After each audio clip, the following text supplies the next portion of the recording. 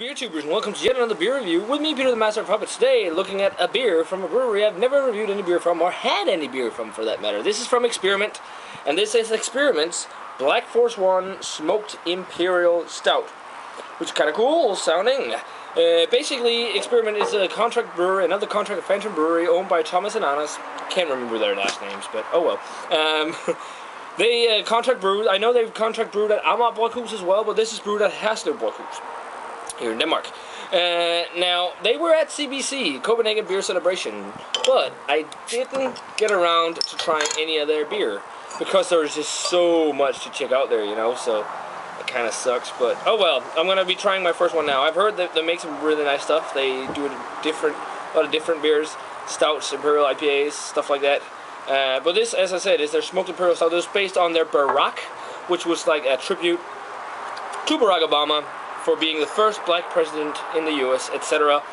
Which was a smoked stout. Then they made an Imperial version of that, which is this one, Black Force 1. Basically on the back it says Black Force 1 is an Imperial stout made with 5 different kinds of malt, including substantial amounts of peated smoked malt and roasted barley and 4 different hop varieties.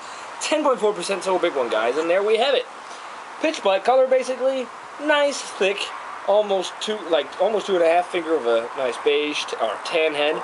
Looks really nice. I'm looking forward to trying this. I've heard good things about Xbeeriment, so let's dig in. Yep, you smell the peat right away. Wow, I love smoking my Imperial Stout, so that's just awesome. Yeah, really nice, peaty, earthy kind of notes as well. That minerally peaty smoke almost. A little bit of campfire, but other than that, I'm getting a lot of chocolate and sweetness too. It's like a mix of a lot of sweetness with the peaty notes, and like it's got this oat kind of quality as well. It smells really nice. The hops are like undertoned a little bit. I do not smell the intensity of the hops because I think I read somewhere that it should be hoppy too, but that might come forth in the flavor. There is kind of like a generic green leaf hop kind of thing. But I like though that the peat notes are in balance. You still get a lot of the other components of the beer, like the chocolate. There's some dark fruits in there as well.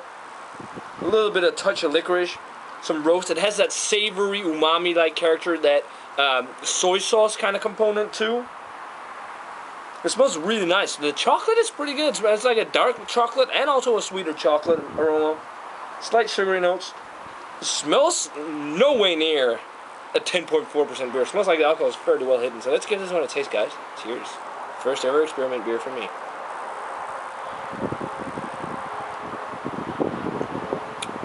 Wow! Whoa! I need to try more Xbeeriment. That is freaking phenomenal. That is pretty darn good.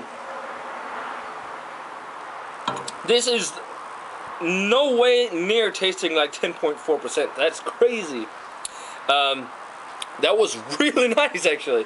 I didn't really know what to expect because I'd never had anything, but this is pretty good. Mouthfeel is full. It's not the fullest of mouthfeels on Imperial Stouts.